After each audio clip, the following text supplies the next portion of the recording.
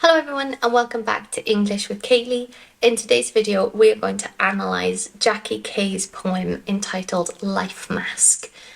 Just before I get started, I do have a resource for teaching or studying this poem.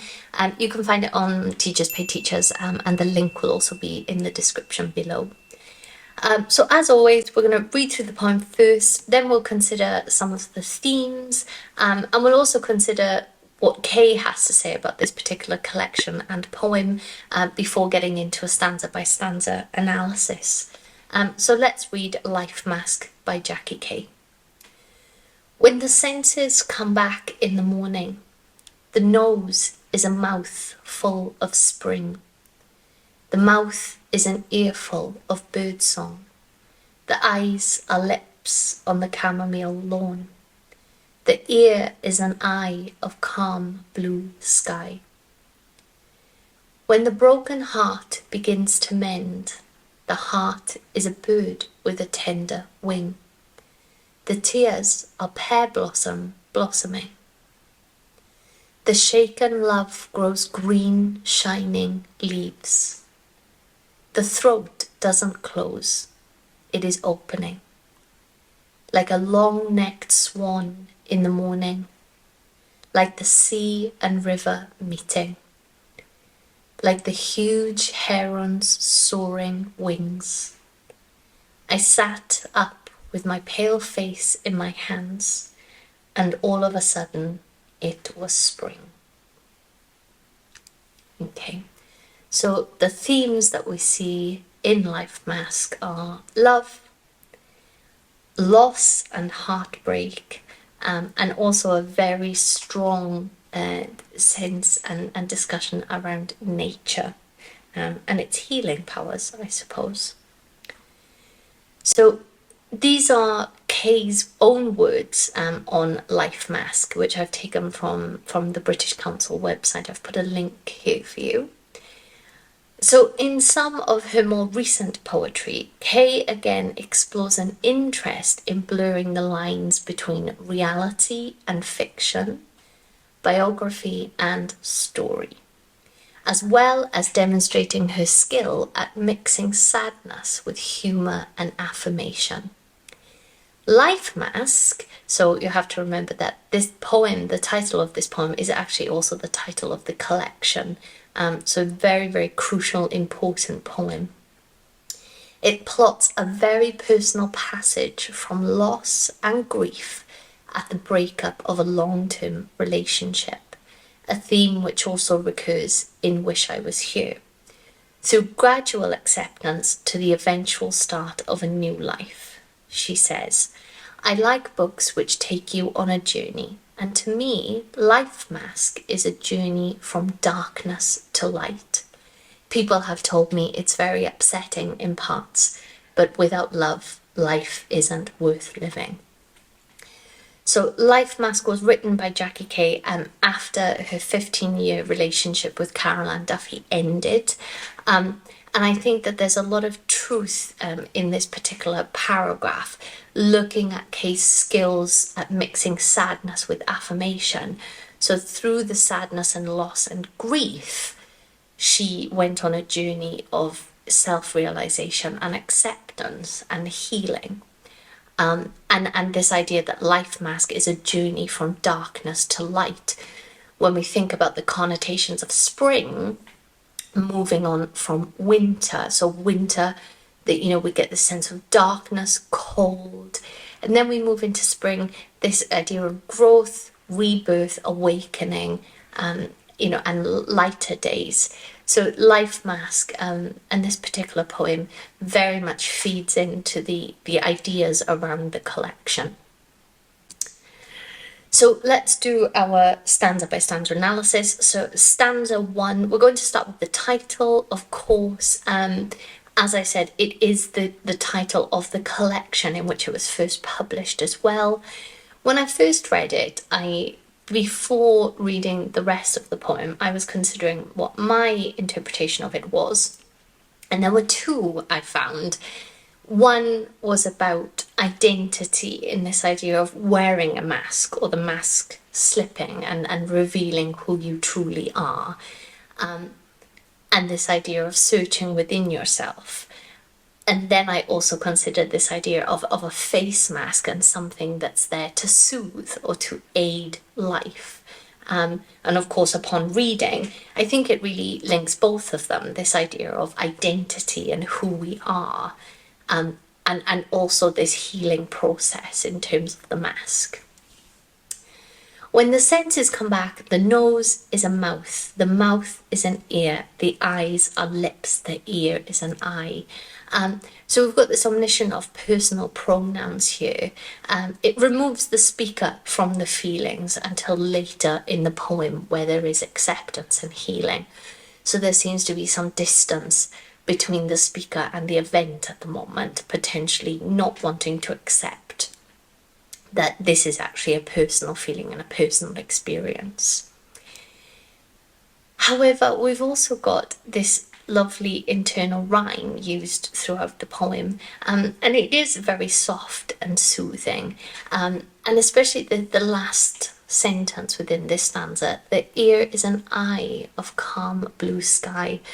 I think the eye here is particularly important in terms of looking for clarity, and again, this perhaps references to this idea of looking within oneself to heal and to find hope and belief after going through a very difficult breakup, or not just a breakup, but any experience.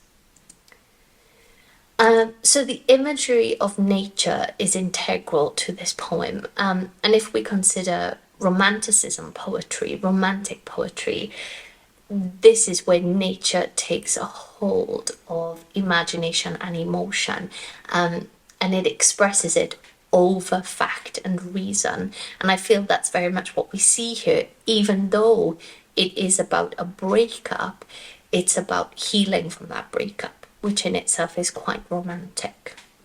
And of course, nature often symbolises freedom in Kay's work.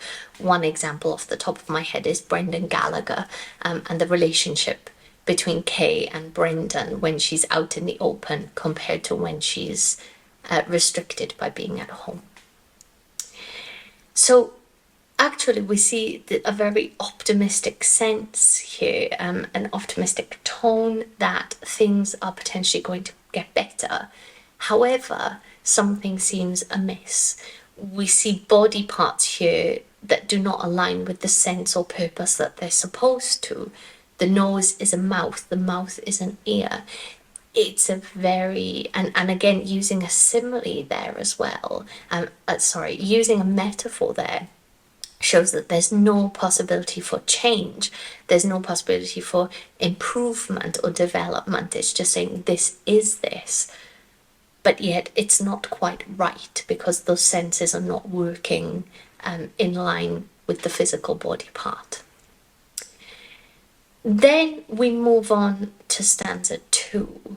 And when the broken heart begins to mend, this is actually the first time where it's explicitly stated the cause of these emotions, the cause of these feelings and these conflicted ideas. It is because of heartbreak and a breakup. But it says here the heart is a bird with a tender wing. So we get the sense now that, but it's no longer broken. It is able to function, but it needs to be handled with care. But there's every possibility that it's going to get better. It's going to heal. The tears are pear blossom blossoming. And of course we have this idea, this symbolism of growth and opportunity. So just talking us through those stages of grief and acceptance, that finally we will blossom. So this entire stanza very much talks about the idea of healing and acceptance and how things are going to improve, and that is emphasized in the very last phrase. It is opening. So this is reflected through the enjambment into the third stanza, but in opening up and opening up to the ideas of healing, of acceptance, of moving on, of growth, is finally becoming a possibility for the speaker. And the use of the present continuous shows how this healing is a journey that the persona is on, even as they write. And we understand that because this was written by Kay very shortly after a very serious and long-term relationship came to an end. Then we move into the last stanza, and we see, like a long-necked swan in the morning. So now we've moved over from the metaphors in stanza 1, and now we're using similes. Things are opening, evolving, mending, and transforming. And if we consider the symbolism of a swan in literature, we often do think of grace and purity, but we also think of transformation. And that's what we see for the persona themselves here. The imagery of nature is strengthened here as the persona's feelings and emotions improve. We get this sense of freedom, these soaring wings that are expanding, the long neck that is opening. And we also have these phrases like the sea and river meeting. We start to get this imagery and idea of things that are finally coming together. Again, all a part of that healing process. It's very important that we consider the first person pronoun, how it's only being used in the very last stanza. And it contrasts these detached determiners that we saw in stanza 1. Finally, we see the persona accept the situation and herself in her journey and this final acceptance. I sat up with my pale face in my hands, and all of a sudden it was spring. And of course, spring going back to this idea of growth, rebirth, and positivity after a very difficult winter. So if we consider the form, the speaker, and AO5 for life mask, of course the form, it contains 3 stanzas of regulated stanza lengths, and they all have quintains. The structure and the enjambment used is very melodic, and it does create a piece almost like a lullaby, something to soothe and to heal. So as I said at the start, Life Mask was written shortly after Kay and Caroline Duffy ended their 15-year relationship. And as Kay said, Life Mask is a collection based around the healing process after this loss. So there we can really see that this is Kay herself on a journey of healing. In terms of AO5, you could talk about Kay's ideas herself on life experiences, and she says very much that events alter our identity and reshape the course of our lives.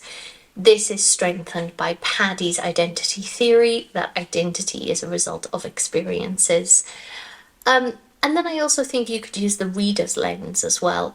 I think when you read such a personal account, it requires us to use our own experiences to interpret understanding as well. So I hope this video has helped you. Don't forget to like and subscribe for more literature analysis videos, and I will catch you in the next one. Bye guys.